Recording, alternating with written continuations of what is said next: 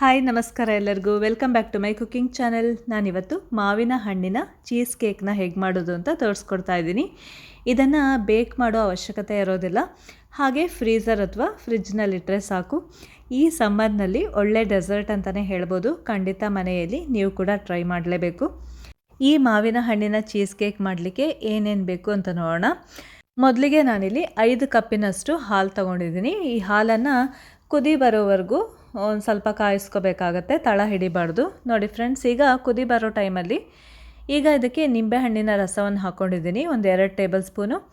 ನೋಡಿ, ಹಾಕಿಬಿಟ್ಟು ಒಂದು 10 ನಿಮಿಷ ಹಾಗೆ ಇಡಬೇಕಾಗತ್ತೆ, 10ರಿಂದ 15 ನಿಮಿಷ. ನೋಡಿ ಈ ಥರ ಪನ್ನೀರ್ ಮತ್ತು ನೀರು ಸೆಪ್ರೇಟ್ ಆಗಬೇಕು. ಸೆಪ್ರೇಟ್ ಆಗಿಲ್ಲ ಅಂತ ಹೇಳಿದ್ರೆ ಇನ್ನೊಂದು ಸ್ವಲ್ಪ ನೀವು ವಿನೆಗರ್ ಅಥವಾ ನಿಂಬೆಹಣ್ಣಿನ ರಸವನ್ನು ಆ್ಯಡ್ ಮಾಡ್ಕೊಳ್ಳಿ.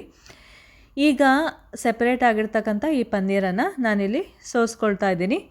ಹಾಗೆಯೇ ಈ ಪನ್ನೀರನ್ನು ಒಂದು ಸಲ ವಾಶ್ ಮಾಡಬೇಕಾಗತ್ತೆ. ಆಯಿತಾ ಫ್ರೆಂಡ್ಸ್, ಅದರಲ್ಲಿ ಹುಳಿ ಅಂಶ ಇರುತ್ತಲ್ವ, ಅದಕ್ಕೋಸ್ಕರ ನೀರನ್ನು ಹಾಕಿಬಿಟ್ಟು ನೀಟಾಗಿ ವಾಶ್ ಮಾಡ್ಕೊಳ್ಳೋಣ. ಹಾಗೆಯೇ ಇದೇ ಚೀಸ್ ಕ್ಲಾತಲ್ಲೇ ಈ ಪನ್ನೀರನ್ನು ಕಟ್ಟಿಬಿಟ್ಟು ಇದ್ರ ಮೇಲ್ಗಡೆ ಒಂದು ಹೆವಿಯಾದ ಆಬ್ಜೆಕ್ಟನ್ನು ಇಡಬೇಕಾಗತ್ತೆ. ಎಕ್ಸ್ಟ್ರಾ ನೀರಿದ್ದರೆ ಎಲ್ಲ ಬರುತ್ತೆ ಹೊರಗೆ. ನೋಡಿ, ಈಗ ಪನ್ನೀರ್ ಅಥವಾ ಚೀಸ್ ರೆಡಿಯಾಗಿದೆ.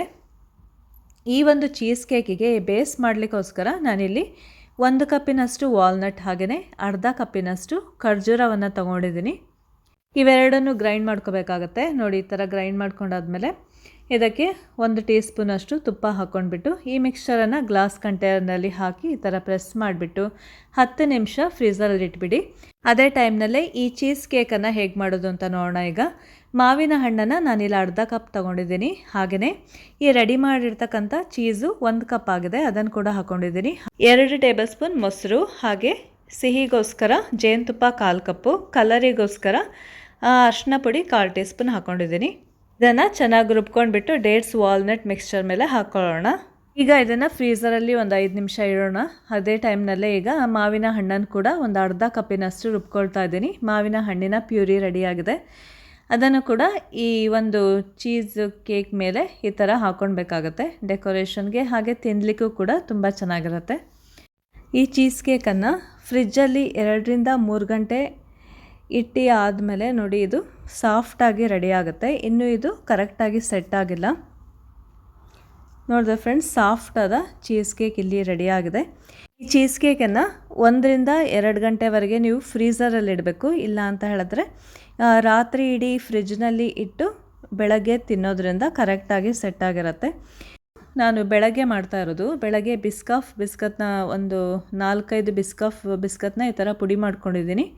ಹಾಗೆಯೇ ಇದಕ್ಕೆ 1 ಟೀ ಸ್ಪೂನ್ ತುಪ್ಪ ಹಾಕ್ಕೊಂಡ್ಬಿಟ್ಟು ಈ ಥರ ಮಿಕ್ಸ್ಚರ್ ರೆಡಿ ಮಾಡ್ಕೊಂಡಿದ್ದೀನಿ. ನೋಡಿ, ಕಂಟೈನರ್ ಇದ್ವು ನಮ್ಮ ಮನೆಯಲ್ಲಿ, ಅದಕ್ಕೆ ಈ ಬಿಸ್ಕತ್ನ ಪುಡಿಯನ್ನು ಹಾಕ್ಕೊಂಡಿದ್ದೀನಿ ಬೇಸ್ಗೆ. ನೋಡಿ ಫ್ರೆಂಡ್ಸ್, ತಿರ್ಗಾ ಬೆಳಗ್ಗೆ ಇದು ಈ ಥರ ಆಗಿರುತ್ತೆ ಚೀಸ್ ಕೇಕು. ತುಂಬ ಚೆನ್ನಾಗಿ ಸೆಟ್ ಆಗಿತ್ತು ಮಾತ್ರ. ನೀವು ಮಾಡಿದ ದಿನವೇ ತಿನ್ನೋದಕ್ಕಿಂತ ನಾಳೆ ದಿನ ತಿಂದರೆ, ಇವತ್ತು ಮಾಡಿದ್ದೀರಾ ಅಂದರೆ ನಾಳೆ ತಿನ್ನಲಿಕ್ಕೆ ತುಂಬ ಚೆನ್ನಾಗಿರುತ್ತೆ. ನೋಡಿ ಫ್ರೆಂಡ್ಸ್, ಈ ಕಂಟೈನರ್ಲಿ ನಾನೀಗ ಮೊದಲಿಗೆ ಮಿಕ್ಸ್ಚರ್ ಹಾಕ್ಕೊಂಡಿದ್ದೆ. ಹಾಗೆಯೇ ಈ ಚೀಸ್ ಕೇಕನ್ನು ಕೂಡ ಸ್ಲೈಸನ್ನು ಹಾಕ್ಕೊಂಡಿದ್ದೀನಿ. ಅದ್ರ ಮೇಲ್ಗಡೆ ಮಾವಿನ ಹಣ್ಣಿನ ಪೀಸಸ್ನ ಹೆಚ್ಚು ಹಾಕ್ಕೊಂಡಿದ್ದೀನಿ. ತಿನ್ನಲಿಕ್ಕೆ ತುಂಬ ಅದ್ಭುತವಾಗಿತ್ತು. ನೀವು ಕೂಡ ಮನೆಯಲ್ಲಿ ಖಂಡಿತ ಟ್ರೈ ಮಾಡ್ತೀರಾ ಅಂದ್ಕೊಂಡಿದ್ದೀನಿ. ಮಕ್ಕಳಿಗೆ ಈ ಬಿಸ್ಕತ್ತು ಅಥವಾ ನೀವು ಎನಿ ಬಿಸ್ಕತ್ತು ಯಾವುದಿದೆ ಅದನ್ನು ಹಾಕ್ಕೊಂಡ್ಬಿಟ್ಟು ಕೊಟ್ಟರೆ ಅವರಿಗೆ ತುಂಬಾ ಇಷ್ಟ ಆಗುತ್ತೆ. ಹಾಗೆಯೇ ಈ ಮಾವಿನ ಹಣ್ಣಿನ ಚೀಸ್ ಕೇಕ್ನ ನೀವು ಈ ಸಮ್ಮರ್ನಲ್ಲಿ ಸರ್ವ್ ಮಾಡ್ತೀರಾ ಅಂತ ಹೇಳೋದಾದರೆ, ಸರ್ವ್ ಮಾಡೋಕ್ಕಿಂತ ಮುಂಚೆನೇ ಫ್ರೀಝರಲ್ಲಿ ಇಟ್ಬಿಟ್ಟು ಸರ್ವ್ ಮಾಡಿ. ಆವಾಗ ಕೋಲ್ಡಾಗಿ ತಿನ್ನಲಿಕ್ಕೆ ತುಂಬ ಸಖತ್ತಾಗಿರುತ್ತೆ ಈ ಸಮ್ಮರ್ ಸೀಸನಲ್ಲಿ. ಓಕೆ ಫ್ರೆಂಡ್ಸ್, ನೀವು ಕೂಡ ಮನೆಯಲ್ಲಿ ಈ ಥರ 2 ಡಿಫ್ರೆಂಟ್ ಟೈಪ್ನಲ್ಲಿ ಟ್ರೈ ಮಾಡ್ತೀರಾ ಅಂದ್ಕೊಂಡಿದ್ದೀನಿ.